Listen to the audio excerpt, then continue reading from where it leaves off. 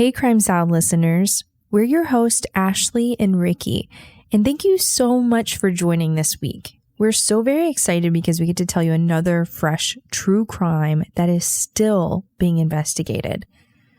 Today's episode takes us to Colorado, a state that we've always wanted to visit.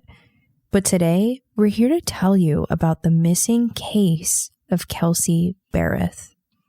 It's a case that seems to be scattered with information, so bear with us as we take you through a bit of a loop. And just so you know that this case is still ongoing, so that being said, a lot of this information from this case hasn't been disclosed because it's still an open investigation, and to this day, Kelsey has never been located. And we also like to credit our sources, which include ABC, WXYZ Detroit, court documents such as the affidavit, search warrants, the Denver Channel, Heavy, and KMVT, all which can be found on our website at crimesaladpodcast.com.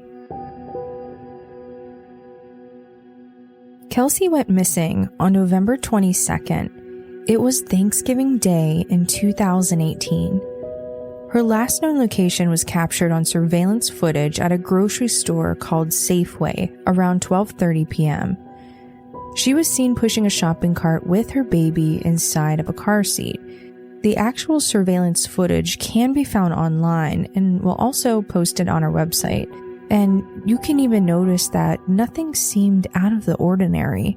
We're just assuming here that she was at the store grabbing a few last-minute things for dinner.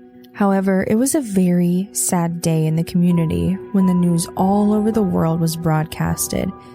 Kelsey Berreth is missing, and it seemed as if she just vanished, leaving behind her daughter, her job, her family, and friends. Kelsey was a young woman, only 29 years old. She was engaged to a man named Patrick Frazee. The two had a baby together and named her Kaylee. However, they lived in separate residences. She lived in a small town of Colorado, closest to Denver, called Woodland Park, while working as a flight instructor. And Patrick worked as a rancher and lived in a town called Florissant, roughly a 20-minute drive from each other. And we don't know exactly 100% how the relationship actually was between these two, but as we get deeper and deeper into the case, well, we'll let you be the judge. So it was Thanksgiving Day when she was last seen. Her family hasn't heard from her and days go by. She hasn't come home, hasn't shown up for work, and no one really knows where she went. And as 10 days go by, it's now December 2nd when her mom reported her missing. And around this time, there was no indication that this was anything more than a missing persons case. But her mom believes something more, like someone knew where she was and wasn't talking. It was extremely out of character for Kelsey to just leave. Patrick, her fiance, would even agree the last time he saw her was on November 22nd, Thanksgiving, when she came by, dropped off her daughter, and he claims he hasn't seen her since. There was an offer of $25,000 for any information leading to Kelsey's whereabouts. Kelsey was last seen wearing a white shirt, a gray sweater, blue pants, brown purse, and white shoes. She's described as a white female standing 5 feet 3 inches tall and weighing 110 pounds, and she has brown hair and green eyes. So being that she was a flight instructor, the airport was searched, all the planes have been accounted for, and there was no sign that Kelsey flew somewhere. So they begin to release a press conference for Kelsey's disappearance. The family felt it was a bit strange that Patrick, her fiance, didn't show up. Wouldn't you think he would be one of the first people in the front row? I mean, this is your fiance, the mother of your child. And Patrick soon got a lawyer from this point, and his lawyer tried to shield him from any questioning as much as possible, especially from the media.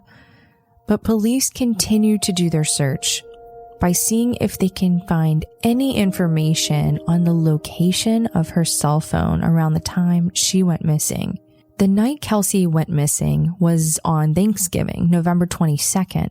police were able to locate phone records from November 22nd around 3:53 a.m. to November 25th as text messages between Kelsey and Patrick's phone were happening. And during this same time frame, 19 mostly outgoing calls were found from Patrick's phone to Kelsey's phone. There were also a few missing and incoming phone calls in the mix, some just 1 or 2 minutes right after each other. But wait, I mean, from what we found out before all of this happened, Patrick said the last time he saw her was on November 22nd. So it's kind of weird to me that he didn't have anything to say about the conversations that they had. And that's a great point. But the calls and the text messages were never released to the public, so we have no idea what those texts actually said. But it definitely seems off. Now, the locations of the phones were also very interesting. On November 22nd at 12:33 p.m., both Patrick and Kelsey's phone were connected to the same phone tower in Woodland Park, so they definitely saw each other around that time. That evening, both phones traveled to Cripple Creek, which is about a 36-minute drive roughly. But on the next day, November 23rd, both Kelsey and Patrick's phones traveled about 26 minutes and were found to be located near Patrick's home in Florissant, which is weird because didn't Patrick say November 22nd was the last day that he saw her? Then the next location ping wasn't until November 25th at a completely different location, 600 miles away from her home in Woodland Park in Gooding, Idaho. It was on the same day, Sunday, November 25th, when her employer, Doss Aviation, received a text from Kelsey's cell phone saying she would not be at work the next week. So it's like we're being told to believe that she just up and vanished, leaving her daughter behind. Or was this all like a premeditated plan to make it seem like Kelsey was leaving her old life behind and starting completely over 600 miles away?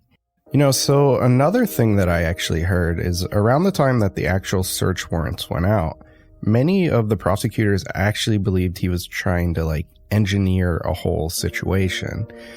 He told the police that he gave her gun back. So a lot of people kind of believed that this was him kind of implying that, maybe she killed herself or, used that gun for, something like that, self-harm. So the Colorado Bureau of Investigation searched Kelsey's apartment. Actually, they searched it on several different occasions. On December 2nd, 3rd, and 4th, they actually came up with nothing out of the ordinary or anything that shouted, a murder happened here. Even after having the cadaver dogs come in and do a search, they found nothing.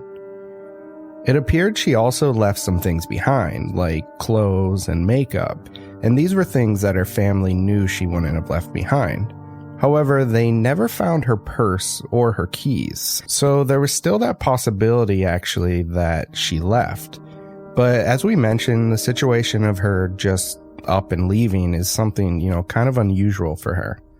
So what kind of blows my mind here is it wasn't the investigators that came across anything. It was actually Kelsey's mom and her brother. The two spotted blood that was on the toilet seat. So this led to an investigation and a closer look at the bathroom. On December 6th, the Colorado Bureau of Investigation tested the area. Blood was found in more places other than just this toilet seat. It was found on the base of the toilet seat and the bathtub, also the towel rack and the door handle, the ceiling and other areas of the bathroom. And another suspicious thing is the family noticed that 2 rugs were missing from the bathroom. And after the forensic testing, the blood that was found was a perfect match to Kelsey's. So something definitely happened in the bathroom. I mean, being that this was all pretty much cleaned up, this kind of rules out the possibility of suicide or, something self-inflicted. But there definitely could have been foul play here. So at this time, the investigation kind of led in the direction of a homicide, and they kind of just assumed that, if there was a murder here, they definitely tried to clean it up, and, they did a good job. But clearly there were some things that, kind of raised some red flags here. So this is where investigators get a really interesting tip. When they receive a call from a Twin Falls, Idaho couple claiming that one of their employees, who was a nurse, had information that may be related to the disappearance of Kelsey. The two came forward after hearing through an employee that her best friend told her that another employee, who ended up being Crystal Kenny, was asked by a man to kill the mother of his daughter. Once they heard this, they were absolutely shocked, and they told the employee to have Crystal come talk to them, but she never did.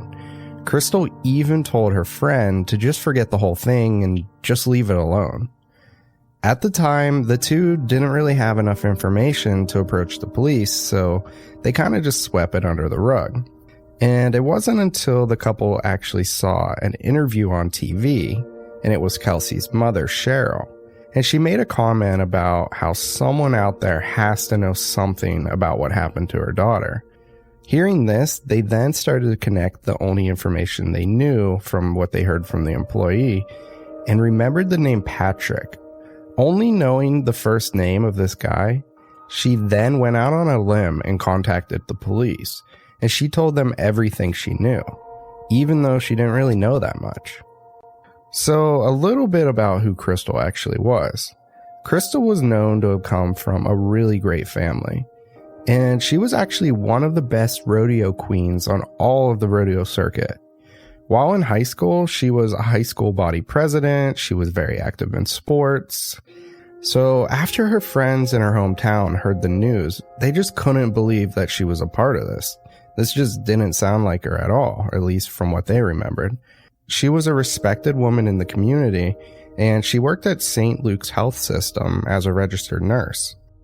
So this left a lot of unanswered questions with police. Like, who is this Crystal girl? Does she have anything at all to do with this missing case? I mean, it's a long shot, but police can't pass up this tip. An interview was in session on December 20th, and from the very beginning of this interview with Crystal, police knew she was the key to this case. She revealed that her and Patrick actually started dating in 2018, while police believe that they felt like they knew each other for around 12 years. She claims that just up until July, she never knew that he was actually engaged with Kelsey. And while Patrick had this secret life that we believe no one knew was just crazy, but on top of that, they both communicated on secret cell phones with Idaho area codes. And as far as Crystal's personal life, she was a divorced woman still living with her ex-partner and along with their 2 kids. And we're not really sure if they were trying to work things out, but we know Crystal was talking to Patrick at this time. Crystal told investigators that Patrick explained Kelsey was very abusive to their baby, and he wanted to get rid of her.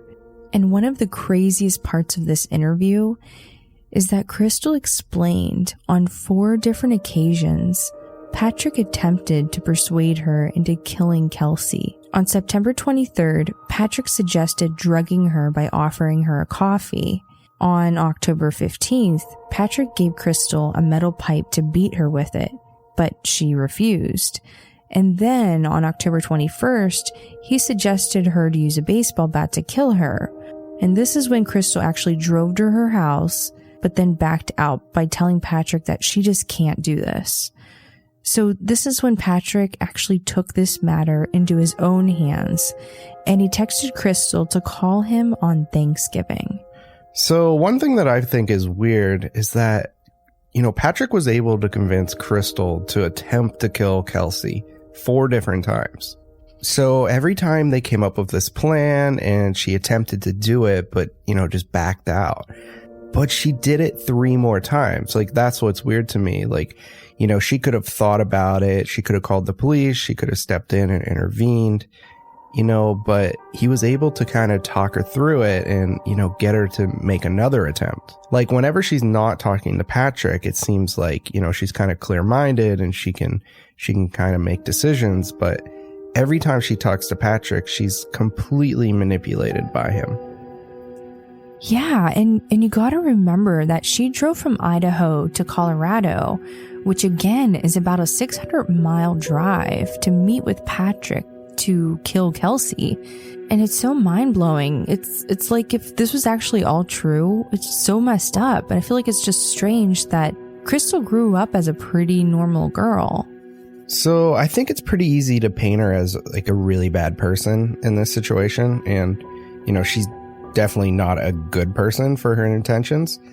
But, you know, Patrick was manipulating her, like, completely in her head. Like, telling her that, you know, his baby was in danger and Kelsey's just this awful, you know, evil person trying to hurt their baby.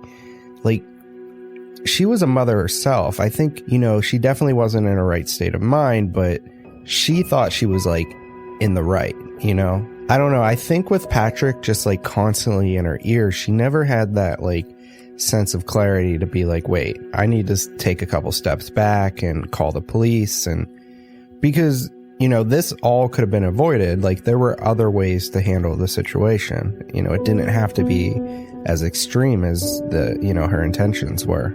Either way, I mean, she's still in the wrong. She never contacted the police. And that's exactly what the family says, that, you know, she could have intervened. She could have saved her life. And like you said, she's a mother herself. So like, it just doesn't make any sense. Thanksgiving Day rolls around and she gets a call from Patrick that says, quote, "You need to get here now. You've got a mess to clean up." And again, you think she would have just called the police, but she confesses that she felt as if she needed to cover his tracks.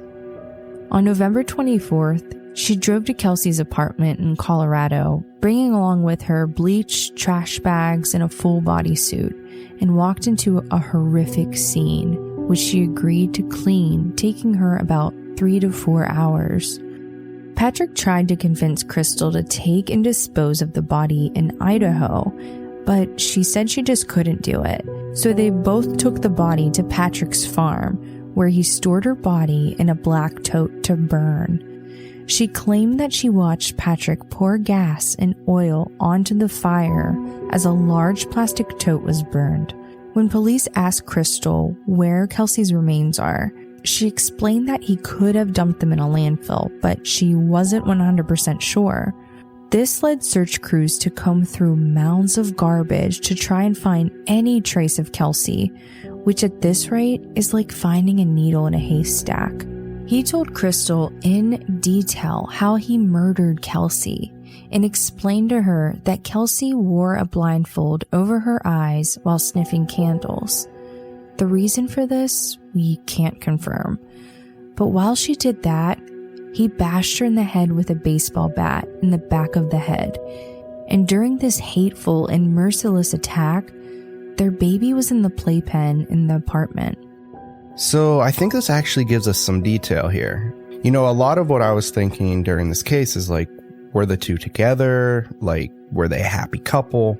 You know, things like that. Well, this kind of shows that they kind of had like an intimate, you know, thing in their relationship still.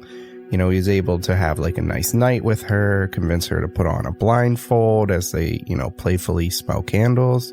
You know, he had her trust. Yeah, you're right. And this just goes to show what kind of guy he is. It's like he's playing this game just like he is with Crystal. Like, how did he get Crystal convinced enough to even like follow along with the steps to kill Kelsey? And then the whole reason behind this, like, what was the motive? I did find that, you know, there could have been like some sort of custody issue going on when the baby was born. Well, I guess the whole custody thing could actually be the motive. I actually remember that, you know, Patrick did reach out to protective services, you know, claiming that Kelsey was abusing their 1-year-old. So I wonder if this whole thing, you know, the abuse and all of that was just a ploy to kind of get custody. Yeah, I definitely think it could be. Yeah, and another thing, from what Crystal explained, he did plan to throw up the investigation, which actually makes sense, you know, with everything that we talked about earlier with all the different cell phone pings.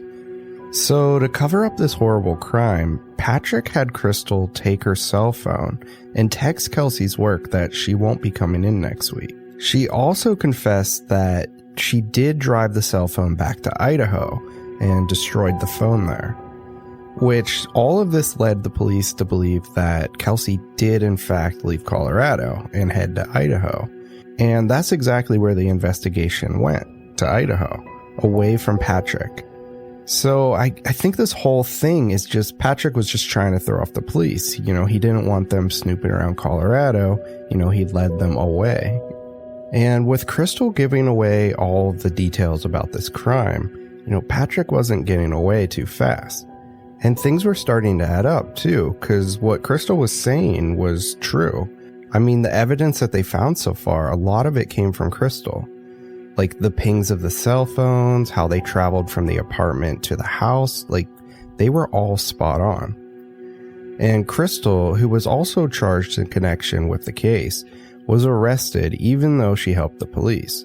She was charged with tampering of evidence, and this was part of her plea deal, to kind of work with police and cooperate with the investigation, and most importantly, testify against Patrick in court. And although Kelsey's body has still not been found, prosecutors say that they have strong evidence that she was murdered, especially with the evidence that they were able to find so far. Patrick was arrested on December 21st at his home on his ranch. He was charged with first-degree murder and solicitation on first-degree murder. The daughter that they shared together is now in protective custody and will be reunited back with the family soon. In fact, I think she's already back with the family as we speak. Kelsey's family desperately needs her back. If you know anything or have any details at all, please call Woodland Park Police Department at 719-687-9262. Again, that's 719-687-9262. And as of now, this concludes our episode. And you can find pictures of this mysterious case on our website at crimesaladpodcast.com. And we'll keep you updated to the trial and new information that comes up. You're also invited to join us on our Crime Salad Facebook discussion group, where you can post links to cases that you think are interesting or share anything crime related and meet other True Crime Salad investigators just like yourself. And feel free to invite a friend. And if you would like to help Crime Salad, write us a 5-star review on Apple Podcasts or wherever you're listening to us now, maybe on Himalaya. This really helps us move up in the charts so other listeners can get their hands on Crime Salad. Remember to follow us on Instagram and be sure to tell a friend about Crime Salad. Thank you all so much for listening, and we'll see you next week. Crime Salad is a true crime podcast delivering a healthy portion of crime. Crime Salad is a Weird Salad production. Are you kidding me? That was perfect. All the blood, all the pain.